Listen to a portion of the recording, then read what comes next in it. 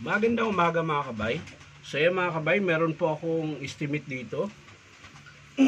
Job number nito mga kabay, 39497. Pangatlo po ito na estimate. So ito mga kabay, gumagana. Ibang brand lang to. Ang brand niya mga kabay ay Kilat. Yan. Kilat yung brand, 20 volts. Pero napakagaan. Kung ikukumpara mo sa 20 volts ng DeWalt, mabigat po yung DeWalt. Ito napakagaan, parang ampaw. So ito yung nabibili sa mga online mga kabay. Ayan, okay naman siya mga kabay, gumagana. Ayan, may hammer, may drill, ayan, may screw pang screw, meron din kompleto. So ang sabi dito mga kabay ay tanggal bit, papatanggal tapos replace ng chuck. Ayan, di na daw nila makalas. So kalawang na po. So, susubukan nating lagyan ng langis. Ayan. Ayan. So, titingnan natin kung makalas pa natin sa ganyan na paraan. Sana makalas siya para hindi na ako mahirapan maglaga-lagari. At syempre, pupukpukin natin. Wala yung martilyo ko.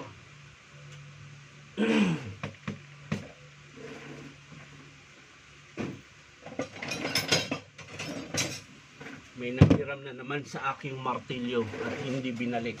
So ito lang muna gamitin natin. Tanggalin lang natin yung battery. Yan. So pupukpukin lang natin pababa. Yan. Tapos subukan natin pihitin. Yun. Yan. Minsan kasi mga kabay sa kalawang yan eh. Yan. Pag di nyo napapansin. Ayan.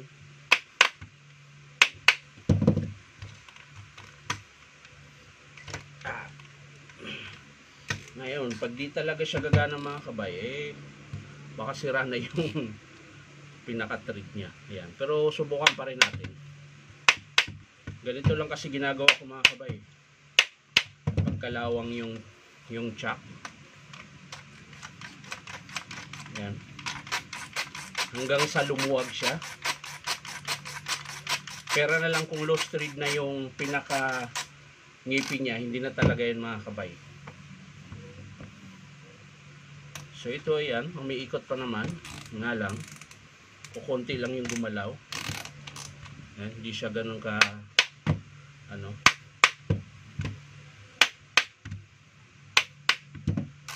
yan, tigas.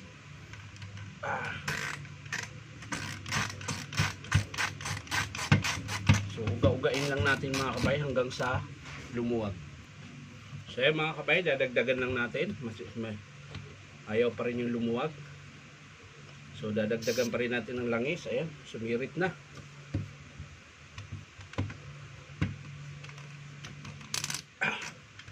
Yun. Umikot na mga kabay, kalas na. So, saksak natin ito.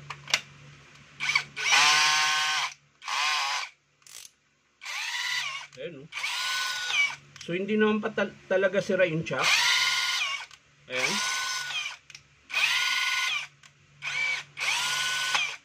Kalawang lang po talaga. Kaya hindi nila makalas. Pero syempre, susundin natin yung sinabi ng customer na magpapalit ng chuck. So, tingnan lang natin ito mga kabay kung malambot lang ito kalasin. Ayan. Sana lang to. Hindi siya ganun katigas tulad ng DeWalt.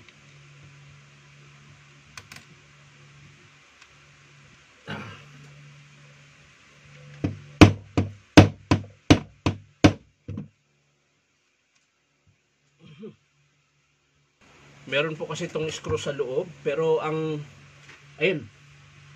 Ayan. So yung patanggal niya mga kabay is pahigpit. Ayan. Ayan po yung lock niya sa loob. Ayan. Ang patanggal niya pahigpit. Ang pahigpit naman niya ay paluwag. Ayan. So susubukan natin kalasin yung chuck.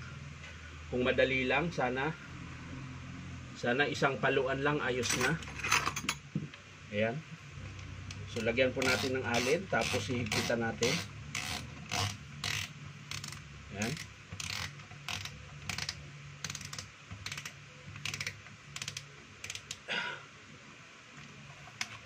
Tapos paluin po natin. Ayan.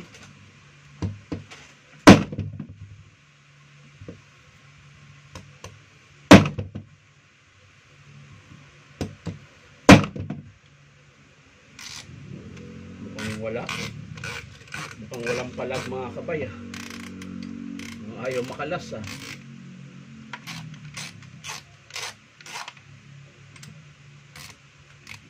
Mukhang matigas. Pero syempre subukan natin ulit.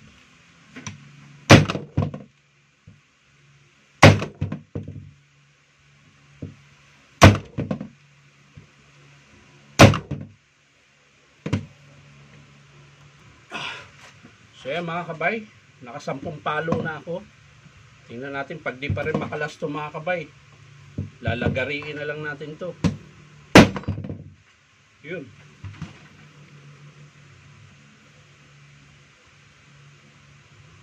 Yun, nakalas siya mga kabay.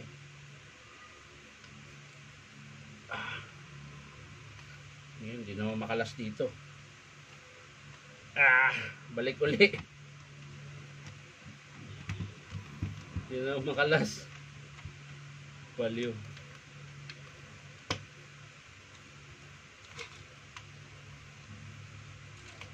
Yun.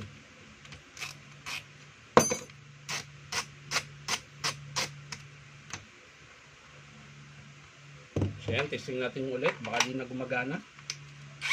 Yun. So okay na mga kabay, nakalas na. So hahanap tayo ng chuck na ganito kaliit. Sana meron. So yan mga kabay, meron po tayong nahanap na chuck.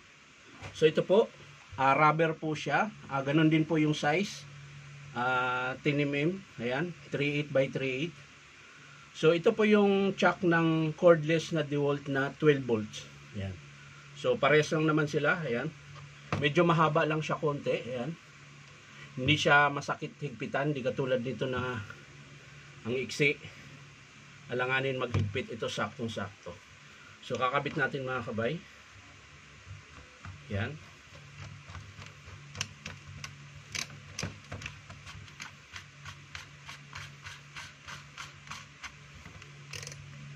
Yan.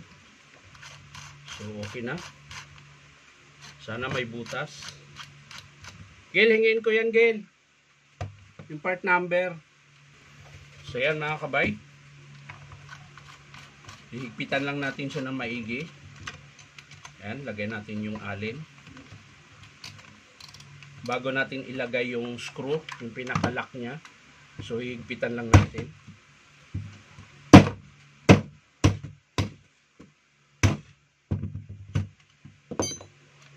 Yan. Tapos lalagay natin yung screw. Ayan po. So ang higpit nito mga kabay ay paluwag. Ayan.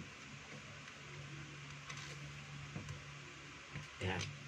So okay na siya mga kabay. I-testing natin. Yan. So set natin sa screw. Yan.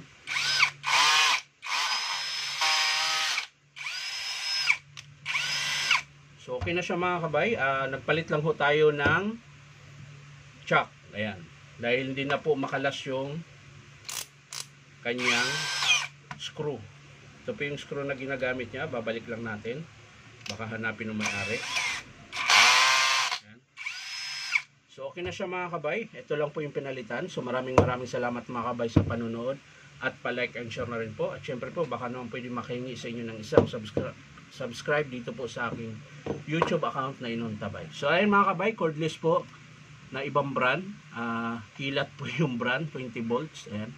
So ito yung nabibili nung sa mga online mga kabay. Ayan. Okay naman siya, gumagana. Ayan, check lang po yung sira. So maraming salamat. Bye-bye.